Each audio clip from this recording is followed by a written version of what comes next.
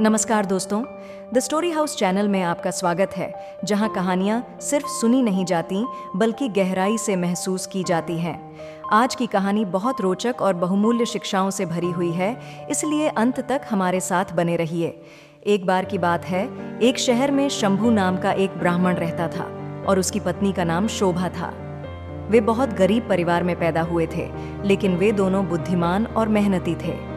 जब वे गरीब थे तो उन्हें ज्यादा पैसे की इच्छा नहीं थी, लेकिन जैसे जैसे शंभू ने अपनी मेहनत से धन कमाना शुरू किया, वह अपने धन को बढ़ाने के विचार से ग्रस्त हो गया। उसकी पत्नी शोभा भी धन के लिए बहुत लालची थी।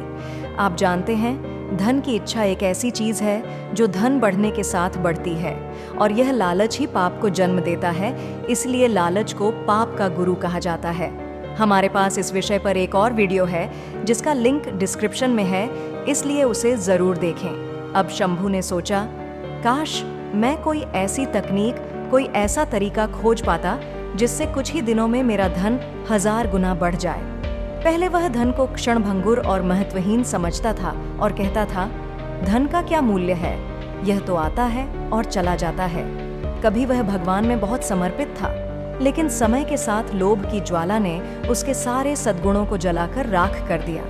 पहले जब भी कोई संत या आर्य उसके घर आते थे तो उसका चेहरा खिले हुए फूल की तरह चमक उठता था, लेकिन अब ऐसे सम्मान के क्षणों में उसके चेहरे पर केवल निराशा ही झलकती थी। एक शाम एक थका हुआ बूढ़ा आर्य शंभू के दरवाजे पर आया और बोला, मैं हरिद्वार जा रहा एक यात्री हूँ। अगर मुझे आज रात ठहरने के लिए कोई जगह मिल जाए तो अच्छा होगा। मैं बड़ी उम्मीद लेकर आपके पास आया हूँ। ऋषि के चेहरे पर संतोष के भाव थे, उनकी आंखों में दया की चमक थी और उनके शब्द शहद की तरह मीठे थे जो शंभू के हृदय में भक्ति भर रहे थे।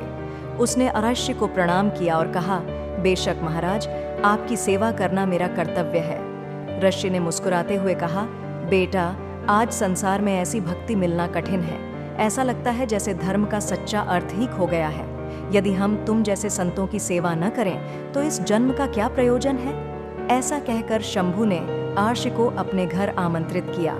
उनके प्रवेश करते ही शंभू ने उनका गर्मजोशी से स्वागत किया और उनके लिए स्वादिष्ट भोजन तैयार किया। यद्यपि शंभू कुछ समय पहले तक संतों को भिक्षा देने से कतराते थे, परंतु आर्य के शब्दों में कुछ ऐसा शक्तिशाली था जिसने कुछ ही क्षणों में उनके पुराने विचारों को बदल दिया। जैसे पहली वर्षा के बाद सूखी भूमि हरी हो जाती है। भक्ति की यह भावना आर्य को प्रसन्न कर गई और दोनों ने पूरी रात ईश्वर, ज्ञान और भक्ति पर चर्चा की। एक समय शंभू ने आर्य से पूछा कि वे साधु कैसे बने। आर्य ने हंसते हुए कहा, बेटा, अब मैं बूढ़ा हो गया हूँ। मैंने अपना पूरा जीवन गृहस्थ जीवन में बिताया है। कुछ समय पूजा पाठ में भी लगाना चाहिए। भगवान की कृपा से मैंने बहुत धन कमाया है। मेरे 3 बेटे और 1 बेटी है।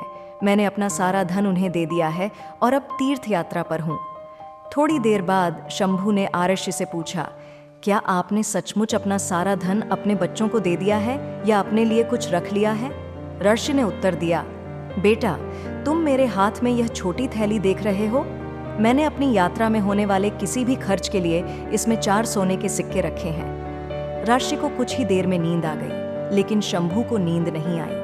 वह थैली को घूरता रहा और उन सोने के सिक्कों के बारे में सोचता रहा। ऋषि की बातें उसकी पत्नी शोभा ने भी सुनी और सोने के सिक्कों के बारे में सोचते ही उनकी भक्ति गायब हो गई। रात के पहले पहर बीतते गए और शंभू का मन उन सिक्कों की चाहत से भर गया। उसकी अंतरात्मा उसे ऐसा शर्मनाक काम न करने के लिए कह रही थी, लेकिन धन का मोह उसे खींचता रहा।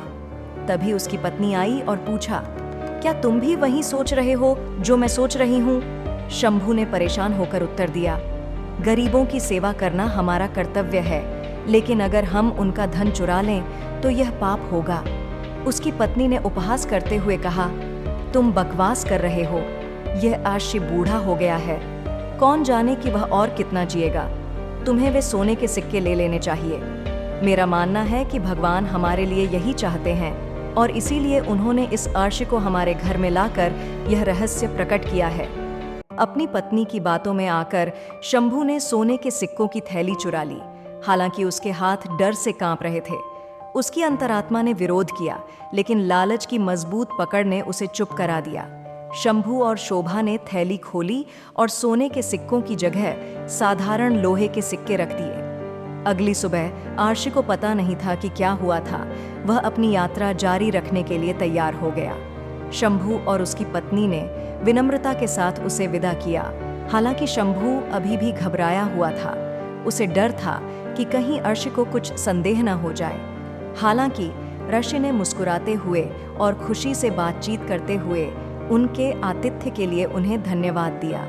जाने से पहले शंभू ने ऋषि से एक बच्चे का आशीर्वाद मांगा और कहा, हालांकि हम पापी हैं, कृपया हमारे लिए भगवान से प्रार्थना करें। ऋषि ने शंभू को आशीर्वाद देते हुए कहा, भगवान तुम्हें एक बच्चे का आशीर्वाद दें। और इसके साथ ही ऋषि चले गए। शंभू को लगा जैसे उसके दिल से एक बड़ा बोझ उतर गया हो, लेकिन वह और उसकी पत्नी अपनी चोरी के परिणामों से बच नहीं सकते थे।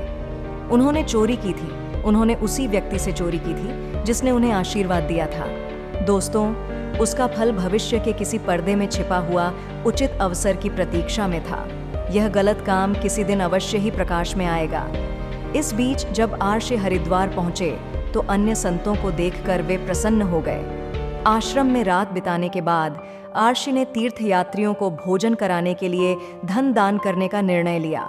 उन्होंने मंदिर के मुख्य रसोइये को बुलाया और पूछा कि तीर्थयात्रियों के लिए भोजन, आश्रय और वस्त्र उपलब्ध कराने में कितना खर्च आएगा। रसोइये ने हिसाब लगाया और बताया कि इसमें लगभग 300 स्वर्ण मुद्राएं लगेंगी। आर्षि को विश्वास था कि उनके पास पैसे हैं, इसलिए उन्होंने रसोइये से भोज की तैयारी करने को कहा। अगली शाम जब सब कुछ व्यवस्थित हो गया तो आर्षि ने अपनी थैली खोली और केवल लोहे के सिक्के पाकर चौंक गए। उनका दिल बैठ गया। उन्हें अपनी आंखों पर विश्वास ही नहीं हुआ। उनके मन में विश्वासघात और शर्म के विचार उमड़ने लगे। उन्हें धोखा दिया गया था। आर्षि इस अपमान को सहन नहीं कर सके और जल्द ही उनका निधन हो गया। आर्षि के निधन की खबर फैल गई और मंदिर के रसोइये ने उनका अंतिम संस्कार किया। हालांकि आर्षि चले गए, लेकिन उनका आशीर्वाद बना रहा। 1 साल बाद शंभू और शोभा को एक बेटा हुआ, जिसका नाम उन्होंने सुचेता रखा। वे बहुत खुश हुए और पूरे शहर के लिए एक भव्य दावत देकर उसके जन्म का जश्न मनाया। सुचेता एक बुद्धिमान और ईश्वर से डरने वाला बच्चा था और सभी का मानना था कि वह परिवार के लिए बहुत सम्मान लाएगा। हालांकि जैसे जैसे समय बीतता गया, शंभू अपने पिछले कर्मों के अपराध बोध से बच नहीं पाया। वह अक्सर अर्षि को याद करता था और अपनी गलती पर पछताता था।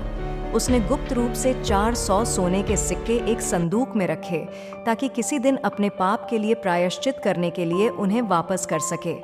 साल बीतते गए और सुचेता, जो अब 21 वर्ष का था, गंभीर रूप से बीमार पड़ गया। उसके इलाज पर बहुत पैसा खर्च करने के बावजूद कुछ भी काम नहीं आया। हताश शंभू, उसकी पत्नी और सुचेता चमत्कार की उम्मीद में हरिद्वार के लिए निकल पड़े। वहां वे एक आश्रम में रहे और शंभू ने अपने दिन गरीबों की मदद करने और खुद को भगवान को समर्पित करने में बिताए। इस बीच सुचेता ने त्याग के लक्षण दिखाने शुरू कर दिए, जिससे उसके माता पिता चिंतित हो गए। एक शाम कीर्तन से लौटते समय सुचेता को सड़क के किनारे रोता हुआ एक बूढ़ा व्यक्ति मिला। चिंतित होकर सुचेता ने पूछा, बाबा, आप क्यों रो रहे हैं? बूढ़े व्यक्ति ने उत्तर दिया, बेटा, मैं अपनी सारी संपत्ति खो चुका हूँ और कर्ज में डूबा हुआ हूँ। मुझे गंगा में अपना जीवन समाप्त करने के अलावा कोई विकल्प नहीं दिखता। सुचेता ने करुणा से भरकर पूछा कि बूढ़े व्यक्ति को कितने पैसे चाहिए? बूढ़े व्यक्ति ने आंसू बहाते हुए उत्तर दिया, मुझे लगभग 400 स्वर्ण मुद्राएं देनी हैं। बिना किसी हिचकिचाहट के सुचेता ने मदद करने का वादा किया। उस समय उसके हृदय में एक अजीब सी हलचल होने लगी। मन बेचैन था। वह जल्द से जल्द उस बूढ़े बाबा के संकट को दूर करना चाहता था, मानो किसी शक्ति ने उसे आश्वस्त कर दिया हो कि इस बूढ़े बाबा की मदद करना ही मेरा धर्म है। जल्दी से आश्रम वापस चला गया। जब वह पहुंचा तो उसने पाया कि उसके माता पिता वहां नहीं थे। वह संदूक के पास गया, ताला तोड़ा और 400 स्वर्ण मुद्राएं पाईं जो उसके पिता ने आर्षि से चुराई थीं। दोस्तों, हर व्यक्ति को अपने पिछले जन्म का कर्ज चुकाना ही पड़ता है। सड़क किनारे रोता हुआ वह बूढ़ा व्यक्ति कोई साधारण व्यक्ति नहीं था। वह वही रसोइया था जिसने कभी महान आर्ष के लिए भोजन तैयार किया था और भोज का आयोजन किया था। लेकिन आर्ष की असामयिक मृत्यु के बाद रसोइया की सारी संपत्ति चली गई और उसका जीवन बिखर गया। और सुचेता कोई और नहीं बल्कि उसी आर्ष का पुनर्जन्म था जिसने शंभू के घर में अपने पिछले जन्म का कर्ज चुकाने के लिए जन्म लिया था। सुचेता में एक शांत गरिमा थी, मानो इस जीवन में उसका एकमात्र उद्देश्य इस कर्ज को चुकाना था। इस कर्तव्य को पूरा करने के बाद सुचेता की बीमारी ने उसके प्राण ले लिए। अगली सुबह जब शंभू और शोभा को पता चला कि उनके बेटे की बीमारी के कारण मृत्यु हो गई है, तो वे बहुत दुख और निराशा से भर गए। इस तरह उन्हें भी अपने पिछले कुकर्मों की सजा मिली। ऐसा माना जाता है कि किसी के कर्मों के परिणामों से कोई बच नहीं सकता है और हर व्यक्ति को अपने ऋण चुकाने ही पड़ते हैं, चाहे इस जन्म में हो या अगले जन्म में। तो दोस्तों, हमें कमेंट सेक्शन में बताइए कि आपको यह कहानी कैसी लगी। अगर आपको यह वीडियो पसंद आया तो इसे लाइक करना न भूलें और हमारे चैनल को सब्सक्राइब करें।